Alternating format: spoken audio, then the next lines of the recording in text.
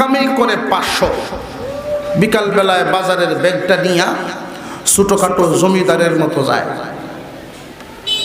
সরিষার তেল হাতের তালাটা লইয়া ঠিক মতে নাকে মুখে মাখিয়া, এরপরে মোটামুটি মনের যে একটা ভাব, 2 টাকা কেউ তার কাছে পাওনা নাই, এই 500 টাকা নিয়েই বাজারে গিয়া শাক সবজি মন মতো কিছু কেনাকাটা করলো, বাড়িতে আইসা পেট ভরে বিবি বাচ্চা নিয়ে খাওয়া দাওয়া করে শুয়ে ঘুমাইল। পরের দিন আমার কাছে গেল, যা পাইল তা দিয়েই দিন কাটাইল। ঘুমাইবার সময় খায়া একসাথে বিবি বাচ্চা নিয়া আল্লাহর শুকরিয়া আদায় করে ঘুমাইল। রসুল বলেন, ওই মনের গরিব আর এই লোক মনের ধনী। সত্যিকারের ধনী গেনান নাফস, গেনান নাফস, মনের ধনী প্রকৃত ধনী। সম্পদশালী হইলেই মানুষ মনের ধনী হতে পারে না। মনের শান্তি প্রশান্তি যদি চান, আল্লাহ যাকে যেই হালতে রেখেছেন সেই হালতের মধ্যে শুকরিয়া আদায় করে যান। আমাদের হালত কি? কেউ যদি কাউকে জিজ্ঞাসা করে কেমন আছে, দেখবেন খুব কম মানুষের জবানে এই কথাটা শোনা যায় যে আলহামদুলিল্লাহ। কেমন আছেন জিগাইলে বেশিরভাগ মানুষ উত্তর দেয় আলহামদুলিল্লাহ ছাড়া অন্যান্য শব্দ দিয়ে। তো অন্যান্য শব্দ বহু ধরনের। কেউ উত্তর দেয় আসি কোন রকম, ঠিক না বেটা? আর একটু জোরে কর। কেউ কয় আসি মোটামুটি, কেউ হইল কোন রকম, কেউ আছে মোটামুটি। কেউ উত্তর দেয় চলতেছে টান্না টান্না। মনের শান্তি এদের ভিতরে নাই, কারণ মনের গরিবীর হালতে আছে। কেউ ঘুমায় 1,500 2,000 টাকার চকিতে, আর কেউ ঘুমায় লাখ টাকার খাটেতে। লাখ টাকার খাটে আর জাজিমে শুইলেই মানুষটার ঘুম 6 ঘন্টার জায়গায় 8 ঘন্টা হবে না। নিয়ামত দিয়েছেন এমন, শারীরিকভাবে তার মুখের রুচিটা আল্লাহ এমন দিছেন, সামনে যা আসে যে এইটা খাই না, ওইটা খাই না, এটা ভালো লাগে না, এরকম না। যা আছে সেবার বর্তা দিলেও আধা কেজি চাউল ভাত মোটামুটি সেটা হতে পারে।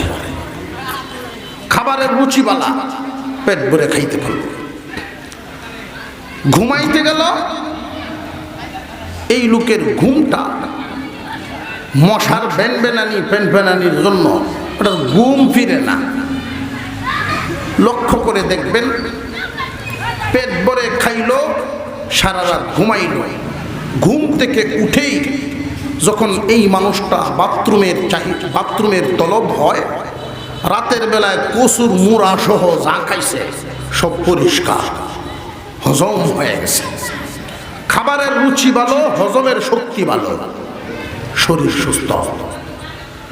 রাতে যখন ঘুমাইল, যেখানেই ঘুমের পরিবেশ পায় এমন এক ঘুম দেয়, এক ঘুমে 6 ঘন্টা পার হয়।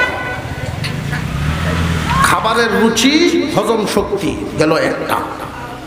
2 নাম্বার, ঘুম তার ভালো হয়। খাবার, বাথরুম ভালো, ঘুম ভালো।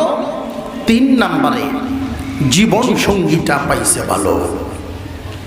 এই 3টা নিয়ামত আল্লাহ যাকে দিছেন, হাওড়ে যদি জমির নাও থাকে এই মানুষটা সুখী মানুষ। ঠিকঠাক 2-4 জনে মাথা লড়াইতেছেন, আর অন্যরা সব হিসাব মিলাইতেছে যে হুজুর বাথরুমকে সুখটা কি থাক, যে যে এই বিপদে পড়ছে এই জিনিস লইয়া হেটের পাইছে কোন হালতে পড়ে। নতুন জামাই গেছে শ্বশুর বাড়িতে, এখন এমন এক সাফা ঘুরিয়ে বসে। আচ্ছা, এই নয়া জামাই কই যাইব, পড়ছে নি বিপদ। সকালবেলায় উনি হাঁটতে বেরিয়েছিলেন, যেদিকে কোনো মানুষ নাই। নতুন জামাই তো এক দুই নায়র আইলেই তো আর হুরান হইছে না, শুধু রুমাল রেন্নি মুখে তোলা মাইছে, নতুনই রয়ে গেছে। এই লোকের এত পেরেশানি, তার মুখ লাল হয়ে যাইতেছে। একজন মসজিদের খাদেম, উনি তার অস্থিরতার ভাবটা দেখে উনি জিজ্ঞাসা করলেন, ভাই আপনার কোনো সমস্যা? যে আমার সমস্যা, এখানে কোনো টাট্টি আছে? টাট্টি বুঝুন, এটা আগের দিনের কথা। বর্তমান সময়ে এটা অনেকেই শুনে এই নামটা বুঝবেও না, আর কিছুদিন পরে এই শব্দটাও থাকবে না। এজন্য কিছু কিছু শব্দ মাঝে মাঝে আপনারা সামনে তুলে ধরি, যেটা আমরা মুরব্বীরা চালাইতো।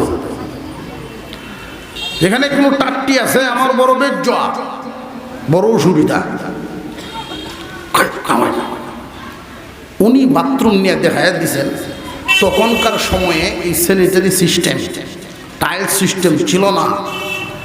টাট্টি তো টাট্টি, সালার সর, এটা হলো উন্নত মানের, আর নইলে কলা গাছের ডাকুয়া। এমন দিন গেছেন।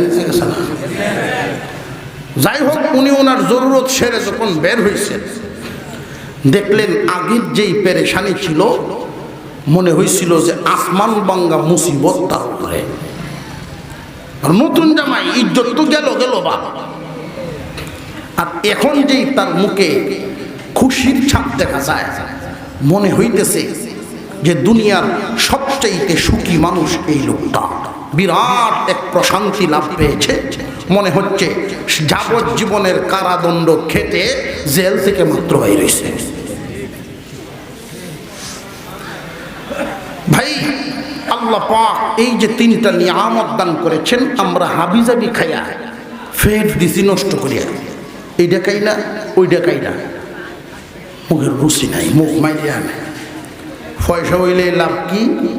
বাজার করলেন ৫,০০০ টাকা, কিন্তু খাইতে পারেন না, ওই লোক সুখী না। ঘুমাইতে গেল ৫ তলা বিল্ডিং এর উপর, রুমটা এসি, চতুর্দিকে গ্লাস ফিটিং করা, স্প্রেটে মেরে দিল তার বিবি ঘুমানোর জন্য। লোকটার ঘুম হয় না, টেনশন আর টেনশন। কেন? মিল ফ্যাক্টরি অনেক আছে, কিন্তু ব্যাংকের মর্গেজ দেওয়া আছে। এই চিন্তা, পেরেশানি। ঘুমের ওষুধ দিছে ৩টা, ৩ জাতের ওষুধ, তবু খায়া একটু ঘুমাও, মাথাটা ঠান্ডা হইব। যেই মাত্র ওষুধ খাওয়াইয়া ঘুম পাড়াইয়া গেছে, বদমাইশ এক মশা কেমনে যে এসির রুমে ঢুকলো, এক কোণার থেকে কানের সাথে শুধু হুম করে জিগাইছে, মামা কেমন আছো? যাও সত্যি একটু লাগছিল, একবারিতেই ঘুম শেষ। ঔষধ রিয়াকশন শুরু হয়েছে। এই যে ঔষধ রিয়াকশন শুরু হইল, লোকটার ৫ তলা রুম, এসি ফিটিং করা, মিল ফ্যাক্টরির মালিক, ঘুম নাই। সুখী না দুঃখী? দুঃখী। বাথরুমে যাওয়ার সময় কতক্ষণ বারান্দা দেখেনি, হাঁটে হাঁটে। তো বিবি সাহেব কয়, কি হয়েছে? কয়, আগে পজিশন লইতেছি। আপনি বাথরুমে যাবেন, এটা পজিশন লওয়ার লাগে? তুই কি কইবে? ওইখানে গেলে আমার জান দাবাই নিয়ে যায়, এরপরে আর হাজত শেষ হইতে চায় না।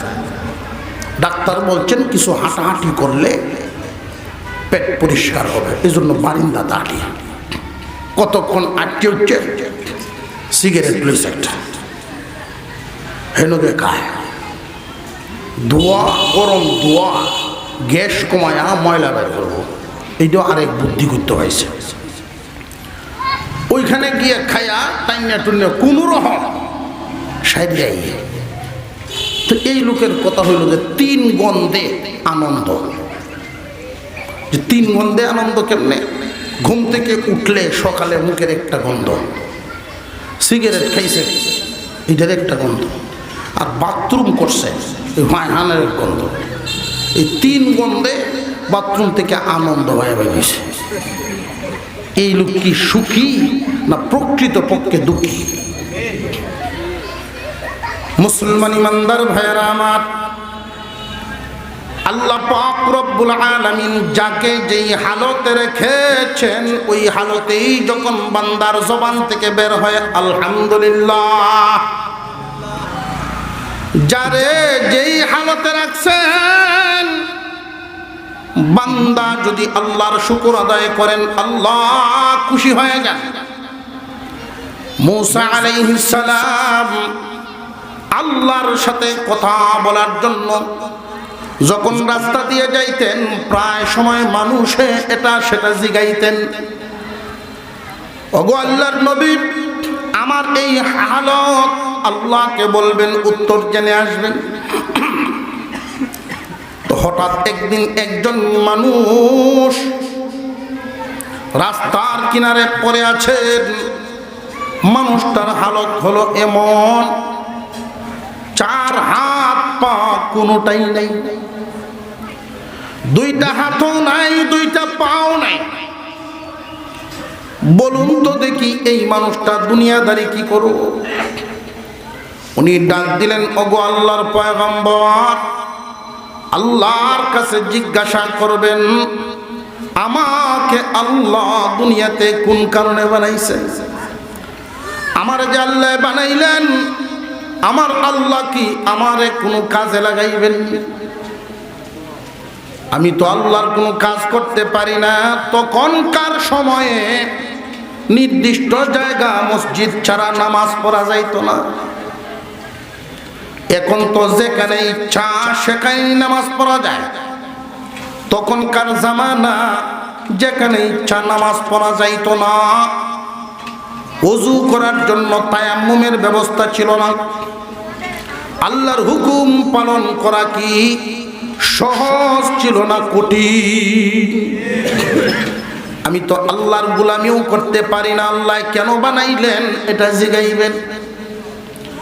মূসা আলাইহিস সালাম যখন ফেরত আসলেন, এই লোকটা সারা দিন ওই জায়গায় সূর্যের আলো রোদে পুড়ে বসেই রইলেন। বাড়ির মানুষ দুইবার নিতে আসছে, না আমি আমার সংবাদ না জেনে আজকে বাড়িতে যাব না, তোমরা ফেরত যাও। আল্লাহর পয়গম্বর মূসা আলাইহিস সালাম যেই মাত্র তার সামন দিয়ে ফেরত জানো, গো আল্লাহর নবী আমার হালত আল্লাহকে জিগাইছিলেন, আমারে আল্লাহ কেন বানাইলেন, কোন কারণে বানাইলেন? আল্লাহ পাক মানব জাতি দুনিয়ার জমিনে মানব প্রজন্ম বাড়াইবেন এই ক্ষমতাও তো আল্লাহ আমারে দিলেন না। সংসার করলাম না, কোনো সন্তানাদি বংশধরও নাই, এই জমিনে কোনো মানুষের উপকার করার ক্ষমতা নাই, দিনের কোনো কাজ করার ক্ষমতা নাই। আল্লাহ কোন কারণে বানাইলেন, আল্লাহকে কি জিগাইছিলেন? মূসা আলাইহিস সালাম বলেন, হ্যাঁ আল্লাহকে জিজ্ঞাসা করেছি। আল্লাহ বলেছেন জাহান্নামের একটা ছিদ্র তোমাকে দিয়ে বন্ধ করবেন, তোমারে দিয়ে আল্লাহ জাহান্নামের একটা ছিদ্র, দুজখের একটা ছিদ্র বন্ধ করবেন। এমনি লোকটায় বলে উঠছে আলহামদুলিল্লাহ, আল্লাহ এতদিন আমি ভাবতাম আমারে বিনা কারণেই বুঝি বানাইছ। শুনে খুশি হয়ে গেলাম, আল্লাহ আমারে যে তোমার একটা কাজে লাগবো এই জন্য মনটা খুশি হয়ে আলহামদুলিল্লাহ তার জবান থেকে বেরিয়ে গেছে। মূসা আলাইহিস সালাম ঘাড় ঘুরায় তাকায়া দেখেন আল্লাহর কুদরতে এই লোকটা পুরা সুস্থ হয়ে ওনার সামনে দাঁড়ায় গেছে। বান্দা যখন আলহামদুলিল্লাহ শব্দটা উচ্চারণ করে, আমার আপনার আল্লাহ এতটা খুশি হন, সাথে সাথে জান্নাতের 8টা দরজা খুলে দেন। কুরআনুল কারীম শুরুই করলেন আলহামদুলিল্লাহি রাব্বিল আলামিন। আল্লাহর নামের যত তাসবিহ সব চাইতে আল্লাহ খুশি হন আলহামদুলিল্লাহর মাধ্যমে। বান্দা যদি হালাল খাবার খায়, হালাল রিজিক খায়, খাওয়ার পরে সাথে সাথে এই কথাটা মনে রাখে, এই রিজিক তো টাকা হইলেই মেলানো সম্ভব না। বাপ টাকা হইলেই, টাকা তো আর খাওয়া যায় না। বাপ জমিনে হয়, জমিনে এমনিই দেয় না, আল্লাহর রহমতে হয়। খাবার খাওয়ার পরে, ফল খাওয়ার পরে, পানি পান করার পরে বান্দা যখন আল্লাহর শুকর আদায় করেন, আলহামদুলিল্লাহ পড়েন, আল্লাহ বলেন ফেরেশতারা, আমার বান্দা আমার নিয়ামত কায়া যখন শুকর আদায় করলো, আমি এই নিয়ামতের হিসাব বান্দার কাছ থেকে নিব না। তাসবিহ এত ফায়দা। আল্লাহ আমাদেরকে দুনিয়াতে পাঠাইছেন, যাকে যেই হালতে রাখছেন। আপনাদের অন্তরে হয়তোবা একটা প্রশ্ন, আল্লাহ কাউকে ধনী বানাইছেন, কাউরে গরিব বানাইছেন, কাউরে সুস্থ বানাইছেন, কাউরে অসুস্থ বানাইছেন। কাকে কোন হালতে রাখলে, কোন অবস্থায় রাখলে ভালো হবে, আমি আপনার চাইতে আল্লাহ কম জানেন না বেশি জানেন। এই জন্য আল্লাহর ফয়সালায় মুমিন বান্দার উচিত শুকরিয়া আদায় করা। ঈসা আলাইহিস সালাম আল্লাহর পয়গম্বর, উনাকে আল্লাহ তাআলা যত মুজিজা দান করেছিলেন, এর মধ্যে একটা মুজিজা ছিল, উনি যদি অন্ধের চোখে হাত বুলাইয়া দিতেন তো অন্ধের চোখ ভালো হয়ে সুস্থ হয়ে যেত। বুবা মানুষের গলায় যদি হাত বুলাইতেন তো বুবার কথা ফুটে যেত। কুষ্ঠ রোগীর গায়ে যদি হাত বুলাইয়া দিতেন, কুষ্ঠ রোগী সুস্থ হয়ে যেত। মাটি দিয়ে পাখি বানায় ফু দিতেন, মানুষের চোখের সামনে এই পাখি জিন্দা হয়ে উড়াল দিত। আপনারা দিন লড়াছড়া বুঝতেছি না। যারা দাঁড়ায় আছেন, মেহরবানি করে একটু বসলে ভালো হয়। মসজিদের বারান্দায় পর্যাপ্ত জায়গা আছে। যদি নিচে বসতে আপনাদের কষ্ট হয়, অনেকের হাঁটুতে ব্যথা থাকার কারণেও এমন হয়, তবে যুবক ভাই এখানে এমন ব্যক্তি খুব একটা দেখছি না। বাকিরা বারান্দায় বসেন, আপনারা বারান্দায় জায়গা আছে, বারান্দায় বসেন, বাকিরা আমরা এখানে বসে পড়ি। তো ঈসা আলাইহিস সালাম একদিন দেখলেন কিছু কিছু ছেলে মেয়ে উঁচা একটা গাছের ডাল থেকে লাফ দিয়া দিয়া নদীর পানিতে পড়তেছে, খেলতেছে। 10 বছরের চেয়ে বেশি, 15 বছরের চেয়ে কম এই বয়সের বাচ্চারা উঁচা থেকে লাফ দিয়ে পানিতে পড়ার একটা মজা, একটা শাঁখ, কিছু সময়ের খেলাধুলা, এটা আমরাও যারা সুযোগ পেয়েছি করেছি।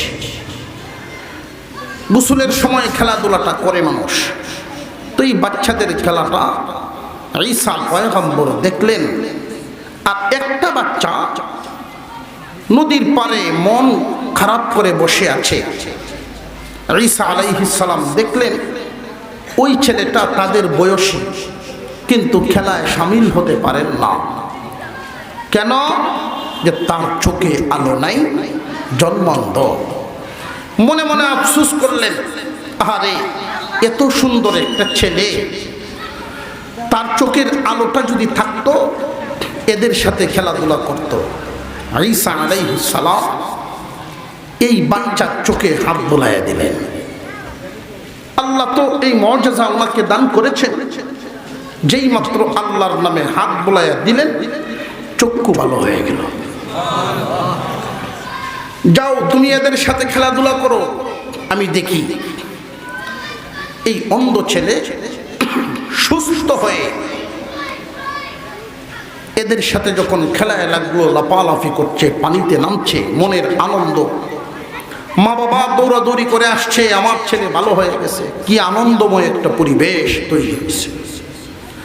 পরের দিন এই রাস্তা দিয়া ঈসা আলাইহিস সালাম আবার যান, কিন্তু গতকাল যে আনন্দময় পরিবেশটা ছিল আজকে আর সেই পরিবেশটা নাই।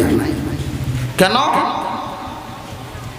বেশিরভাগ গার্জিয়ান ঈসা নবীকে দোষারোপই করতেছে যে আপনি কি কাজটা করলেন, সে অন্ধ ছিল, এটাই ভালো ছিল, পাশে বসে থাকতো, কিন্তু আপনি দিলেন ভালো করে, ভালো হইয়া গতকালকে তো লাফালাফি ঠিকই করছে, আজকে কোন কাম করছে আপনি জানেন?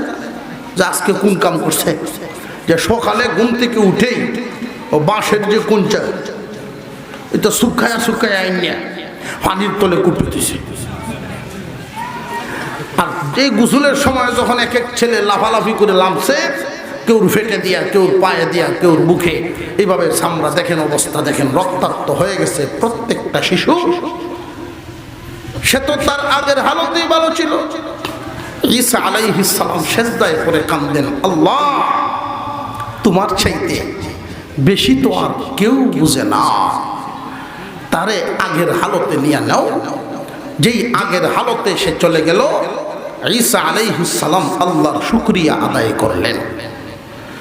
আপনি হয়তো ভাবতেছেন যাইরে আমার যদি হাওড়ে কিছু জমিন থাকতো, বাদাঘাট বাজারে যদি 10টা ঘর থাকতো, তাহলে আমার ছেলেরা আর কষ্ট করন লাগতো না, এদের এত কষ্ট হইতো না চলাফেরা করতে।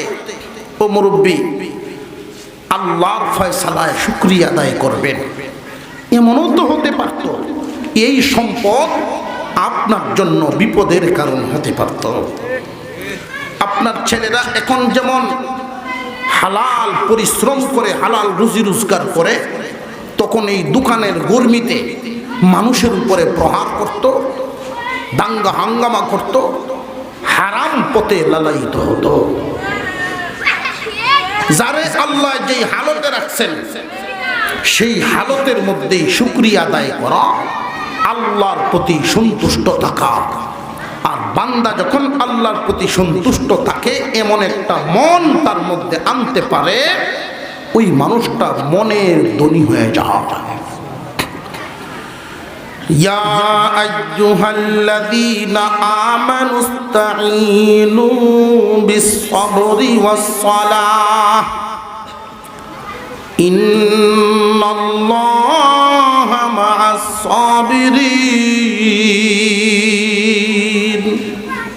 আল্লাহ বলেন, হে ঈমানওয়ালাগণ, ঈমানদারেরা আমার কাছে সাহায্য চাও। আল্লাহর সাহায্য আমরা চাই কি চাই না? প্রথমেই বলেছিলাম যার সন্তান নাই আল্লাহর কাছে চাই, কিন্তু এই চাওয়াটা বেশি দিন টিকে না, জায়গা বদলে মাজারও যাই না, এমন হবে না। নবীগণ 13 বছর 14 বছর দোয়া করেছেন, 14 বছরের মাথায় আল্লাহর পক্ষ থেকে দোয়া কবুলের আওয়াজ পাইছে। যে যার জন্য দোয়া করবেন, 1 দিন 2 দিন 2 4 5 দিন 10 দিনেই আপনার যেন পরিশ্রম না আসে। আমরা তো যদি খতম পড়াই, মসজিদ মাদ্রাসা আলেম ওলামাদের সাথে গিয়া খতম করাই, মনের আশা পূরণ হতো। বেশিরভাগ ক্ষেত্রে মানুষ গুসায় খতম পড়ায়। গুসায় কেন? ক্ষেত কেটে লেছে, ক্ষতি করছে, মাথা খুব গরম। শেষ পর্যন্ত হুজুর খতম একটা পড়বাই। কি খতম? লাল বাতি জ্বলত, লাল বাতি জ্বালানি খতম পড়াইছে। তখন খতম এক কান পড়াইয়া হাদিয়া দিছে, 2000 দিয়াইছে। সকালবেলায় দিছে, মসজিদের সামনে ধান গাছ কয়টা রাখছে। জেনে রাখবেন মুসলমান, যদি কোনো ব্যক্তি আরেকজন ব্যক্তির ক্ষতি করে, দুনিয়ার কোনো সাক্ষী না থাকলেও আল্লাহ দেখছেন না দেখছেন না।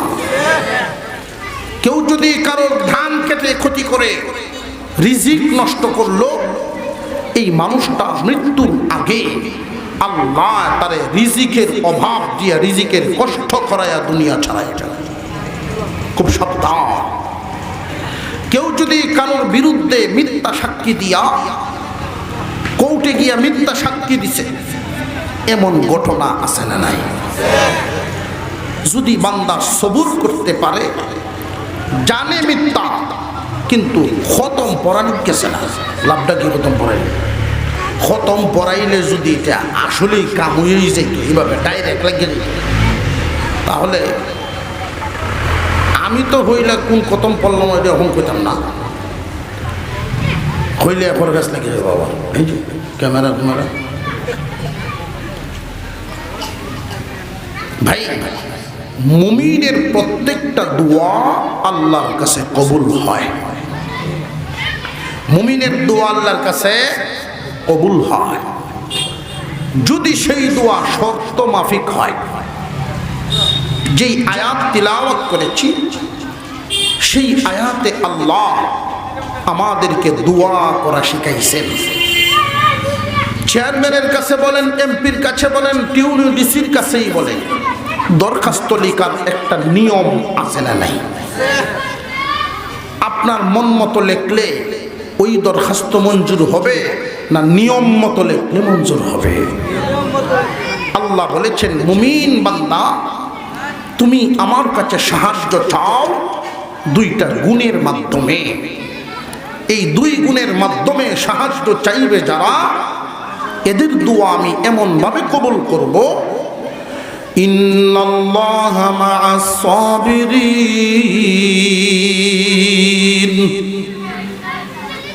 যেন আল্লাহ এদের সাথী হয়ে গেছেন, এমন ভাবে কবুল করবেন যেন তাদের সাথে আল্লাহ থাকেন, আল্লাহ এদের সাথী হয়ে যান।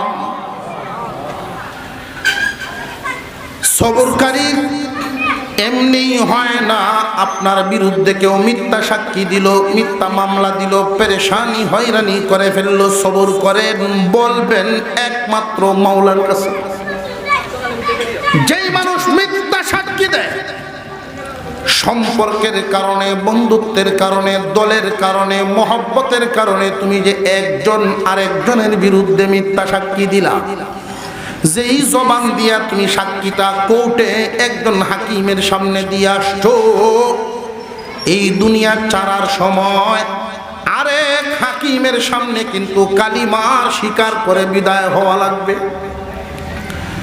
জানিয়ে রাখবেন মুসলমান, একজন আরেকজনের জন্য যদি মিথ্যা সাক্ষী দেয়, এই মানুষটার হালত কি হয়? কালিমা উচ্চারণ শেষবারে হইতে চায় না।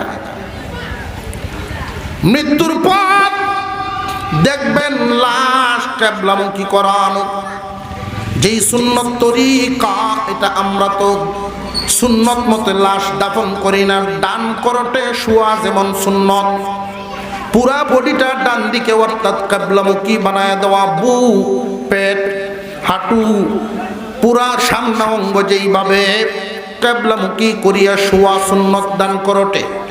লাশ কবরে এইভাবেই দাফন করা সুন্নত। আমাদের দেশে এইভাবে দাফন করে না, অন্তত শেষ পর্যন্ত লাশ সুজা আসমানের দিকে ফিরাইয়া মাথাটা শুধু ডান দিকে কেবলামুখী করতে চায়। মিথ্যা সাক্ষী যারা দিবে, ঘুরাইতে চেষ্টা করলেও চেহারা কেবলামুখী হবে না। খুব সাবধান। সবুর যদি কেউ করতে পারে, সবুরের গুণ কারোর মধ্যে আনতে পারে, অর্থাৎ আল্লাহ যাকে যেই হালতে রেখেছেন এই হালতের উপরেই আল্লাহর প্রতি খুশি আছে। আইয়ুব আলাইহিস সালাম আল্লাহর নবী, আল্লাহর একজন পয়গম্বর। ধন গেল, জন গেল, নিজের বডি গেল, মান ইজ্জত সবই গেল, সবকিছু হারাইয়া জঙ্গলে গিয়ে আশ্রয় নিলেন। ওইখানেও গিয়া যখন শয়তানের ধোঁকায় পড়ে গেলেন, শয়তান ধোঁকা দিয়া বিবি রহিমা দ্বারা আইয়ুব আলাইহিস সালামের সামনে মদ এবং শুকরের গোশত পৌঁছায় দিছে কাছাকাছি। বিবি রাহিমাকে দুঃখা দিয়েছে, ও মা তোমার স্বামী বড় দুরারোগ্য রোগে আক্রান্ত, কোনো ঔষধ তারে কাজ করে না, জানা আমি বুড়া মানুষ তোমার একটু উপকার করি গো মা, এই ঔষধটা ব্যবহার করো, এই এক টুকরা গোশত তোমার স্বামীরে খাওয়ায়া দিও, আর এই তেলটা তার গায়ে মাখায়া দিও। হয়তো সে যদি দেখে অনুমতি নাও দিতে পারে, সে রাজি হইতে নাও পারে। বিবি রাহিমা রাস্তা দিয়ে যান আর মনে মনে ভাবেন, অসুস্থ আর রোগী যাই হোক, উনি আমার স্বামী, জীবনে কোনোদিন ওনার অনুমতি ছাড়া কোনো কাজ করি নাই। যেই মাত্র সেই জঙ্গলের দুপরির ভিতরে গেলেন, গিয়া দেখেন স্বামী ঘুমায় গেছেন আইয়ুব আলাইহিস সালাম। এই হালতে উনি দুটা ঔষধ পাশে করেন ওই ঝুপড়ির কোণাতে রেখে উনিও ঘুমায় গেলেন। সকালবেলা ঘুম থেকে উঠেই আইয়ুব আলাইহিস সালাম চোখের পানি ছাড়েন আর কাঁদেন, ছাড়েন আর কাঁদেন। বিবি রাহিমা কান্নার আওয়াজ শুনে উঠে বলেন, স্বামী হে, আমি কি আপনাকে কোনো কষ্ট দিলাম নি? আপনি কেন কাঁদেন? বিবি রে, কেন কান্দি তুমি জানো না? আমি প্রত্যেক দিন রাত আল্লাহর দেওয়া নিয়ামত পাইতাম, আজকে আমি পাইলাম না। কি নিয়ামত পাইতেন? তোমাকে তো বলি নাই, এমন কোন রাত নাই ঘুমাইলে আল্লাহ আমার জান্নাত দেখান না। এই হালতের মধ্যে যে শুকরিয়া আদায় করেছি, আমি ধৈর্যহারা হই নাই। আল্লাহ আমাকে পুরস্কার দিয়েছেন জান্নাত দেখাইতে। আমি স্বপ্ন যুগে জান্নাত দেখতে পারি নাই, স্বপ্ন যুগে আমার মাওলার দিদার নসিব হয় নাই। আমি আল্লাহকে স্বপ্ন যুগে দেখতাম, আল্লাহ আমাকে যে জান্নাত দিবেন সেই জান্নাতটা দেখতাম। দুনু নিয়ামত থেকে বঞ্চিত। এই মাত্র জিবরাইল আমিন এসে বলে গেলেন, ওগো আল্লাহর নবী, এই নিয়ামত না দেখার কারণ আপনার ঘরের কোনায় নাপাক কি রাখা আছে। এই রাহিমা, কি রাখা আছে আমারে খুলে বলো। যে আপনার ঔষধ বইলা দুই ধরনের বস্তু দিয়েছে, এক টুকরা গোশত আপনারে খাওয়ানোর জন্য বলছে, এই তৈলাক্তটা আপনার গায়ে মালিশ করার জন্য বলছে। একজন দরবেশ আইয়ুব আলাইহিস সালাম বলেন, রাহিমা রে, তুমি হয়তো চিনছ না, সে তো আসলে দরবেশ না, সে হইল শয়তান। শয়তানে তোমার দরবেশের বেশ ধরে ধোঁকা দিয়ে দিছে। এই যে গোশতের টুকরাটা, এই গোশতের টুকরা হালাল না রে রাহিমা, হারাম শুকরের গোশত দিয়েছিল। এই যে তৈলাক্ত বস্তুটা আমার গায়ে দিছে, ওই তৈলাক্ত বস্তুটা তো আসলে কোনো তেল না, ওইটা এক ধরনের শরাব। শরাব না পাক মদ আর শুকরের গোশত। অর্থাৎ মদ যদি আমার গায়ে মালিশ করতাম, বাহির অংশ না পাক।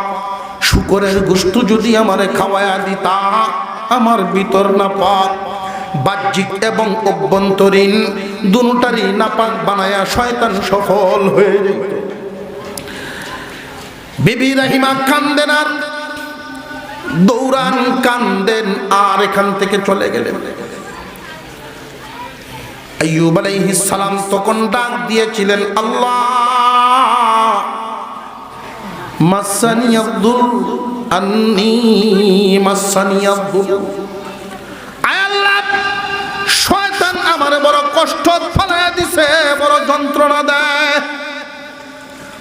18 বছর অতিবাহিত হয়ে গেল, কোনদিন আল্লাহকে এইভাবে ডাক দেন নাই, উদ্ধার করার জন্য বলেন নাই।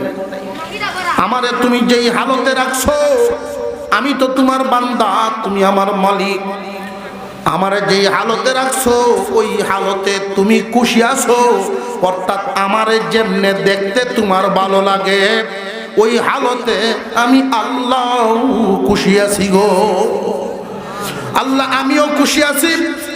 আমি কালো, এই কালো হিসেবে তোমার আমারে দেখতে ভালো লাগে, আমি খুশি আছি। আমারে গরিব বানায় রাখছো, এই হালতে দেখতে তোমার ভালো লাগে, আমি খুশি আছি। আমার এক পা নাই, চোখ নাই, জমিনে যারে আল্লাহ যেই হালতে রেখেছেন আল্লাহর কাছে ভালো লাগে, এই জন্যই হালতে রেখেছেন। বান্দা যখন খুশি প্রকাশ করে আল্লাহ বান্দার মর্যাদা বাড়ায়া দেয়। এই মর্যাদাটা কেমনে বাড়ান, এই কথাটা খুব ভালো করে মনে রাখবেন। দোয়া করার জন্য বান্দার সাথে দুইটা গুণ লাগবে। আল্লাহ পাক বলেন, ইয়া আইয়ুহাল্লাযীনা আমানুস্তাঈনু বিস-সাবরি ওয়াস-সালাহ ইন্নাল্লাহা মা'আস-সাবিরিন। হে ঈমানওয়ালারা, দুইটা গুণ সাথে নিয়ে আমার কাছে সাহায্য চাও। এই দুই গুণ নিয়ে যদি দোয়া করো তোমার দোয়া কবুল। সুবহানাল্লাহ। আল্লাহ যদি এই কথাটা প্রকাশ না করতেন তাও তো পারতেন। আমাদেরকে আল্লাহ জানায় দিলেন বান্দা কেমনে দোয়া করবা। দুইটা গুণ, এক নম্বরে বিস-সাবরি, দুই নম্বরে ওয়াস-সালাহ। এক নম্বরে সবর নামক গুণ, দুই নম্বরে নামাজ নামক গুণ। আগে নামাজ পড়বা, এরপরে দোয়া করবা। ধৈর্য নামক গুণটা তো তোমার অন্তরে থাকবেই। সবরের ব্যাখ্যা আছে তিনটা, খুব খেয়াল করবেন। শুধু বিপদে ধৈর্য ধারণ করার নামে সবর না। সবর হলো তিন প্রকার। এক নম্বরের ধৈর্যশীল, এক নম্বরের সবরি বান্দা হইল তারা, সবার উপরের সবরি বান্দা। এক নম্বরের কাতারের সবরি বান্দা হইল তারা আল্লাহ নিষেধ করেছেন, হারাম করেছেন যেইগুলো, ওইগুলো থেকে বেঁচে থাকে যারা। হারাম থেকে বেঁচে থাকাটা এত মর্তবা কেন? কারণ কি জানেননি? আমার আপনার অন্তর হারামের দিকে পাগল। আল্লাহ যত নিষেধ করেছেন মন সবগুলোর জন্য পাগল। এই মনরে যারা নিয়ন্ত্রণ করবে, সবর করাইবে, বুঝাইবে মন। আল্লাহ নিষেধ করেছেন, হারাম করেছেন, এটা করা যাবে না। মনরে যদি আপনি নিয়ন্ত্রণ করতে পারেন, এক নম্বরের সবরকারী। দুই নম্বরের সবরকারী দল হইল তারা আল্লাহ যা আদেশ করেছেন ওইগুলো পালন করে। দ্বিতীয় কাতারের তারা, কারণ মন ওইগুলোর দিকে যেতে চায় না, বুঝাইয়া জোর করে নিতে হয়। মন রে যত কষ্টই হোক না কেন, এটা দুনিয়ার কোনো মানুষের হুকুম না, বাবা চাচার হুকুম না, রাজা বাদশার হুকুম না, হুকুমটা কার? আরো জোরে কোন কার? মনকে যখন বুঝাইয়া সবরের সাথেই আমলটা করে নেবেন। আল্লাহর আদেশ নিষেধ থেকে বেঁচে গেলেন, আদেশ পালন করলেন। এরপরে হলো হালত আপনার আমার মর্যাদা বৃদ্ধি করার জন্য আল্লাহ বান্দাকে পরীক্ষায় ফেলান। কি কি পরীক্ষা? وَلَنَبْلُوَنَّكُمْ بِشَيْءٍ مِّنَ الْخَوْفِ وَالْجُوعِ وَنَقْصٍ مِّنَ الْأَمْوَالِ وَالْأَنفُسِ وَالثَّمَرَاتِ وَبَشِّرِ الصَّابِرِينَ। আল্লাহ পাক পরীক্ষা নিবেন। কাদের থেকে নিবেন? ঈমানওয়ালা যারা হারাম থেকে বাঁচে, হালালগুলো করে, হারাম কাজ করে না, ফরজ ওয়াজিব ছাড়ে না, ওই সমস্ত মানুষরাই পরীক্ষা দেনেওয়ালা ছাত্র, ওই সমস্ত মানুষরাই পরীক্ষা দেনেওয়ালা ছাত্র। আল্লাহ এদের মর্যাদা বাড়াইবেন, এদের গুনাহ খাতা মাফ করবেন, এই জন্যই পরীক্ষায় ফেলাইবেন। কোন কোন বিষয় সাবজেক্ট কি হবে পরীক্ষা? وَلَنَبْلُوَنَّكُمْ بِشَيْءٍ আল্লাহ পাক রব্বুল আলামিন বলেন কতক বিষয়ে কতক সাবজেক্ট মিনাল খৌফ ভয় ভীতি দিয়া, অন্তরের মধ্যে ভয় চলে আসবে, বিভিন্ন ধরনের চাপ, ভয় অন্তরে দিয়া এমন এক মুসিবত সামনে আছে, ভয়ে করে এই মুসিবতটার কারণে অন্তরে ভয় জাগ্রত হয়। মামলা হয়ে গেছে, কখন জানি পুলিশে ধরে ফেলে, দৌড়াদৌড়ি শুরু হয়, এটা এক ধরনের ভয় আছে না নাই? আর একটু জোরে কর। এমন এক জায়গায় আপনার এক দোকান বা আপনার এক ফিশারি, আপনার একটা সম্পদ, যেখানে দুষ্ট লোকদের বসবাস, ওই দুষ্ট লোকরা আপনার বিরুদ্ধে চলে গেছে। আল্লাহ আপনার এই মুসিবতে ফেলায় পরীক্ষা করেন, ভয়ে ভয় দিয়ে আল্লাহ পরীক্ষা করবেন। দেখবেন সুদখোর ঘুষখোর এদের কোনো ভয় নাই। আপনি যখন ইমানদারের কাতারে নাম লেখাইলেন, নামাজ আগে পড়তেন না, এখন পড়েন। হারাম কাজ আগে করতেন, এখন করেন না। হারাম কাজ এখন ছেড়ে দিলেন, হালালগুলো ধরলেন, আদেশগুলো ধরলেন। এমনিই দেখবেন চতুর্দিক থেকে মুসিবতেও ধরে। তখন এই সুযোগ পায়া সুদখোররা কয়, দেখবেন আপনাদের এই বাদাঘাট বাজারে আসর মাগরিবের সময় যে সমস্ত মুসল্লি মসজিদের ভিতরে আছে, এর চাইতে কয়েক গুণ মুসল্লি বাহিরে আছে। আছে না? বাহিরে যারা আছে এরা নামাজ পড়ে না, বেনামাজি। এরা 360 দিনে ঈদের দিন যাইব, তাও আবার সকলের শেষে ফজরের ভোর থেকে যে এর ফেরেশানি শুরু হয়। ঈদের দিন গরু দয়, ঘাস কাটব, ছাগল খালি মুরগি বাঁধে, সব দয়া নিজের দোনের টাইম পায় না, মারের টাইম আছে। কোন রকম উপায় আইসে সুন্নত তরিকার যে একটা গোসল, গরুর এই সময় দেখছে বেড়া নিজেরই দিব কোনো সময়। উড়ান থেকে কাপড় লাগতেছে আর চিল্লাইতেছে, পাঞ্জাবি রেখে আনছিলাম ইস্তারি করে, কই বের বউ এবার উঠতেছে। এটা নিয়োগ দিয়ে চিল্লাইলে কি তুই ঈদের দিন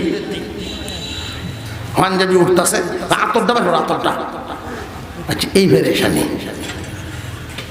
মোটামুটি বাউয়া বুতম লাগাইছে না, বুতমটি কুলাই মুসলা একটা লইছে, মুসল্লা কেন বিচারি লাগতো না।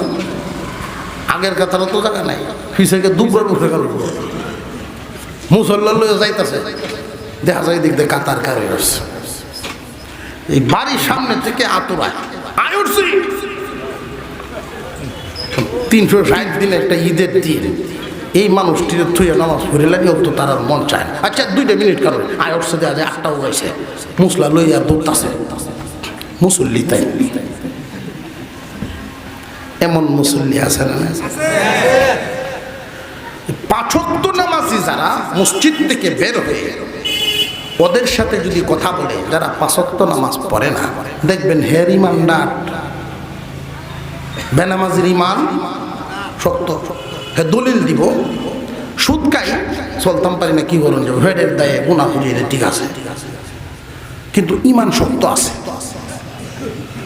আর তোরা নামাজ পড়লে কিন্তু বউ অসুস্থ, নইলে বাচ্চার ডায়রিয়া, নইলে দেখবে তোর উপরে এক মুসিবত হয়ে রয়েছে, ঠিক হইয়া চল, আল্লাহ বাপ দিব না, যা। বেনামাজ যে নামাজের তালান দেয়, অথচ আসল জানেই না নেককার বান্দাকে আল্লাহ মুসিবত কেন দেন, সমস্যায় কেন ফেলেন। আল্লাহ পাক কিছু ভয় ভীতি দিবেন, ক্ষুধা অভাব অনটন দিবেন, সুস্থ সবল একটা সন্তান চোখের সামন থেকে আল্লাহ নিয়ে যাবে। দৌলত দিছেন কে? নিয়ে যাবে। এমন এক রোগ আপনার ওয়াইফের, বাচ্চা, অর্থাৎ কোনো না কোনো একটা মুসিবত দিয়া আল্লাহ আপনাকে পরীক্ষা করবেন। সর্বহালতে বান্দা যদি বলে আলহামদুলিল্লাহ আলহামদুলিল্লাহ, আল্লাহ পাক রব্বুল আলামিন আয়াতের শেষ পর্যায়ে জানায়া দিলেন, যারা এই সমস্ত মুসিবতের মধ্যে পড়ার পরেও আল্লাহর প্রতি খুশি থাকে, উপরে উপরে না, তার মনের ভিতরেও আল্লাহর সন্তুষ্টি আছে, এই মানুষগুলোর জন্য আল্লাহ বলেন ওয়াবাশশিরিস সাবিরিন, আল্লাহর পক্ষ থেকে এদের জন্য সুসংবাদ। এই সবরকারী বান্দার আলামত কি? এদের উপরে যখন মুসিবত নাজিল হয়, কোন মানুষ মারা যাক, দৌলত হারায় যাক, ফসলের ক্ষতি হয়ে যাক, যত কিছু হোক না কেন, বান্দার দুঃসংবাদ শুনে শুধু এতটুকু উচ্চারণ করে, ইযা আসাবাতহুম মুসিবাহ ক্বালু, তারা বলে ইন্না লিল্লাহি ওয়া ইন্না ইলাইহি রাজিউন, আমরাও আল্লাহর, আমি নিজেও আল্লাহর, আমার ধন দৌলত সংসার স্ত্রী সন্তানাদি সবই তো আল্লাহর দেওয়া, আমরা সব একদিন আল্লাহর দিকেই চলে যাব। হয়তো আমি আগে মরতাম, আমার ভূত পরে মরত, কিন্তু আল্লাহর দেওয়া মাল আল্লাহ নিয়ে গেছেন, আমি আল্লাহর প্রতি খুশি আছি। বান্দা যখন মন থেকে এটা আদায় করে, তখন ওই বান্দার মধ্যে সবরের গুণ এসে গেছে। রে বান্দা, সবরকারী তুমি, নামাজি তুমি যখন দুইটা হাত তুলে দোয়া করো, মুমিনের এই দোয়া আল্লাহর দরবারে কবুল হয়ে যায়। এমন ভাবে কবুল হয়, আল্লাহ বলেন মুমিন রে, তুমি মনে করো আমি আল্লাহ তোমার সাথী হয়ে গেছি। মুমিনের দোয়া কবুল হয়, এটা 3 ভাগে বিভক্ত। মুমিনের দোয়া 1 নম্বর ভাগ হলো, যেই নিয়ামতের জন্য করেছে, যেই আশায় দুইটা হাত তুলেছে, আল্লাহর কাছে যা চেয়েছে আল্লাহ তাকে তাই দিয়েছেন, এটা 1 নম্বর। 2 নম্বর ভাগ হলো, যা চেয়েছিল তা পায় না, কিন্তু তার অজান্তে এমন মুসিবত তার উপরে আসতেছিল, এমন একটা বিপদ থেকে এই দোয়ার বদৌলতে, খতমের বদৌলতে আল্লাহ তারে হেফাজত করেন। যেই বস্তুর জন্য সে দোয়া করেছিল, এর চাইতে বড় মুসিবত থেকে আল্লাহ বাঁচাইছে। 3 নাম্বার, যেটার জন্য চাইছে সেটাও পাইল না, দুনিয়াতে মুসিবত থেকেও বাঁচল না, তাহলে এই দোয়া গেল কই? হাসরের মাঠে পাহাড় পরিমাণ নেকির এক টাল দেখবে। আল্লাহ, এই ইবাদত তো আমি করি নাই, এই ইবাদত কোথা থেকে আসলো? আল্লাহ বলেন ওই দিন তাদেরকে জানাইয়া দেওয়া হবে, দুনিয়াতে যত দোয়া করাইছিলা, যত দোয়া নিজে করেছিলা, যেইগুলোর বদলা আমি আল্লাহ দুনিয়াতে দেই নাই, বান্দা তোমার জন্য নেকি বানায়া পাহাড় পরিমাণ করে রাখছে। ওই দিন বান্দা ওই নেকির পাহাড়ের দিকে তাকায়া বলবে, আহ, একটা দোয়াও যদি দুনিয়াতে কবুল না হইতো, আজকে আমি সবই পাওয়া যাইতাম। অথচ আমরা দুনিয়াতে পাগল হই, ডাইরেক্ট অ্যাকশন হইতো, ডাইরেক্ট নগদানুগদি কারবার, ঠিক না? ঠিক খতমের অর্ডার সকালে দিয়া বিকালে যখন হুজুরের সাথে দেখা হয়, হুজুর ফরাইসলাইন খতমটা ফরাইসলাইন, হ্যাঁ ফরাইছি তো, ফরাইছো আবার জি হ্যাঁ জি ফরাইছি, আপনার নাম লয়ে দোয়া করছি। কিস্তা বুঝতেছি না, কি বুঝতে রাখবে? অর্থাৎ তার তো নিয়ত আছে, যদি জমিন খাইয়া লাইছে বেটার এই গুসায় হরাইছে, তার মনে মনে এই কাঁচা দাম তো আর মানুষ শেখাইতো না, কোনো গরু এনে খাওয়াইছে, আমার এই খতমের ঠেলায় গরু কয়েকটা মরত, এই হলো তার উদ্দেশ্য। কিন্তু ট্যাটুর বেড়া ভাইতেছে না, অর্থাৎ গরু মরার খবর তো হইতেছে না। পরের দিন আবার খবর হয়, হুজুর কি হইল তুই বুঝতেছি না, কিস্তা 2টা আজাদ দিয়ে গেছি। আর হুজুরও তার কতম পড়িয়া, হুজুর বিহুদ আছে, এটা কোন লোহের কতমটা বললাম। 3 দিন পরে কয় না বুঝছিস, আগের হুজুররা নাই। মুমিন 2টা গুণ সাথে নিয়ে দোয়া করো, দোয়া কবুল হবে। এই দোয়া কবুল হয়ে কয় ভাগে বিভক্ত হয় আপনারা বুঝতে পারছেন? 3 ভাগে বিভক্ত। একটা ভাগ যার জন্য দোয়া করেছেন, যা চেয়েছেন তাই আল্লাহ দিয়ে দিবেন। 2 নম্বর ভাগ যা চেয়েছিলেন তা পান নাই, তবে এর চাইতে বড় নিয়ামত পেয়েছেন, বড় মুসিবত থেকে আল্লাহ উদ্ধার করেছেন। অথবা যেই নিয়ামত চেয়েছিলেন এর চেয়ে বড় নিয়ামত পরবর্তীতে আপনার জন্য বাজেট করেছেন এই দোয়ার বদৌলতে। যেটার জন্য চাইছিলেন তাও পান নাই, মুসিবত বা নিয়ামতও পান নাই, অর্থাৎ দুনিয়াতে আল্লাহ দেনেই নেই। দোয়া 2 ভাগ দুনিয়াতে দেন, আর আরেকটা ভাগ আখিরাতের জন্য রাখেন। হাসরের মাঠে বান্দায় পাহাড় পরিমাণ নেকি দেখে বলবে, এটা বুঝি আমার জিন্দেগির দোয়া? হ্যাঁ, যেই বদলাগুলো আমি আল্লাহ দুনিয়াতে দেই নেই, নেকি বানায় রেখেছি, এই গ্রহণ করো। আল্লাহ পাক প্রত্যেকের তকদির লিখে রাখছেন নি না রাখছেন না? প্রত্যেকের তকদির, প্রত্যেকের মর্যাদা, জান্নাতে কার কি অবস্থান হবে, পরকালে কার কি হালত হবে, আল্লাহ সব লিখে রেখেছেন। বান্দার দুনিয়াতে চলাফেরা করার কারণে দেখা গেল তার আমলের জোরে এমন জায়গায় তার তকদির লিখা, তার আমলের বদৌলতে দুনিয়াতে তার চালচলনের জোরে ওই পর্যন্ত তার মর্যাদা উঠে না। তখন তার জিন্দিগি সমস্ত সবুর, সমস্ত দোয়া নেকি মুসিবতে ফেলাইয়া রুগী বানাইয়া এই মুসিবত দেওয়ার পরে যে সবুর করেছে, এই নেকিগুলো আল্লাহ পাক তারে আমল নামায় জমা দিয়া আল্লাহর লেখা তকদির যেইখানে লিখেছেন তার মর্যাদা উঠাইয়া দেন সেইখানে পূর্ণ করার জন্য। বুঝে আসতেছে? আজকে আল্লাহর ঘর মসজিদের উদ্যোগে এবং যুব সমাজ কল্যাণ পরিষদ, ইসলামী সমাজ কল্যাণ পরিষদ, যেই পরিষদে ইসলামী সমাজ কল্যাণ যারা গঠন করেছেন, সমাজের এই কল্যাণগুলোর দিকে শুধু একটা মাহফিল করলেই শেষ না, আরো অনেক কাজ আপনারা করবেন, যেন জাতি, গ্রামবাসী, এলাকাবাসী শান্তি পায়, সামনের দিনে সুখ শান্তি আরামায়েশ পায়।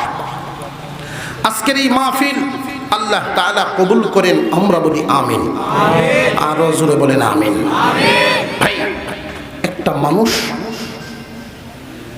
যত শিক্ষিত হোক, যত বড় বংশওয়ালা হোক, যত নামি দামি মানুষই হোক, গোপনে হোক প্রকাশ্য হোক, গুনাহ তার হয়।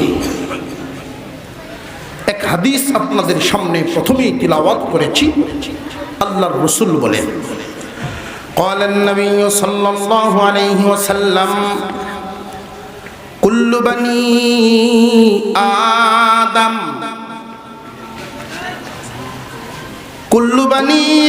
آدم خطاء খায়রুল খাত্তাঈন আত-তাওয়াবুন। নবীগণ ব্যতীত সমস্ত আদম সন্তান গুনাহ করনেওয়ালা। প্রথম সবুরকারীর 1 নাম্বার দলটা কোনটা মনে আসেনি?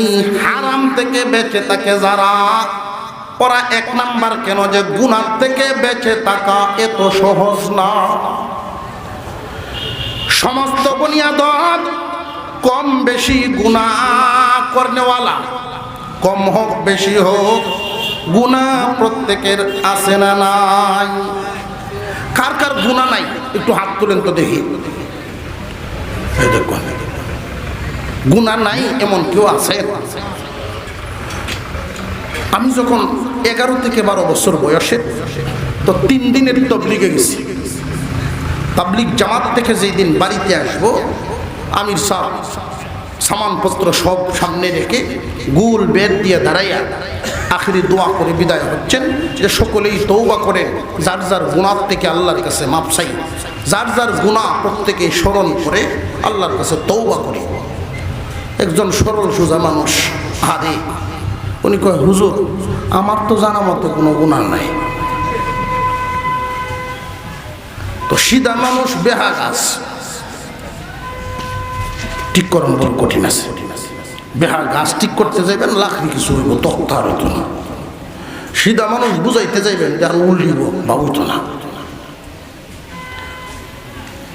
উনি বলতেছেন না আমার তো জানা মতো কেউ কাঁচা এলো হলাইছি না সারা জীবনে। অর্থাৎ উনি জেনে শুনে কারো কোনো ক্ষতি করেন নাই, উনি সেটাকেই ভাবতেছেন যে আমি গুনাহ করি নাই। আমি জিজ্ঞাসি, চাচা আপনার তো মসজিদও হয় না? কয় এটা তো ওরা করি না। নামাজ যে উনি পড়েন না এটাতে গুনাহ মনে করেন না। তখন তো ওনার বুঝে আসছে, আরে এটা যদি গুনাহ হয়ে থাকে তা জীবনটাই তো গুনার মধ্যে কাটায় দিলাম। পরে যতদিন উনি জিন্দা ছিলেন খুব কান্নাকাটি করতেন, খুব কান্নাকাটি করতেন। এমন কোনো মানুষ নাই যার কোনো গুনাহ নাই। একটা কাপড় যত দাম দিয়েই কিনেন, পরিধান করলে যেমন ময়লা হয়, একটা মানুষ যত দামি দেখেন দুনিয়াদারি করলে তার কম বেশি গুনাহ হয়।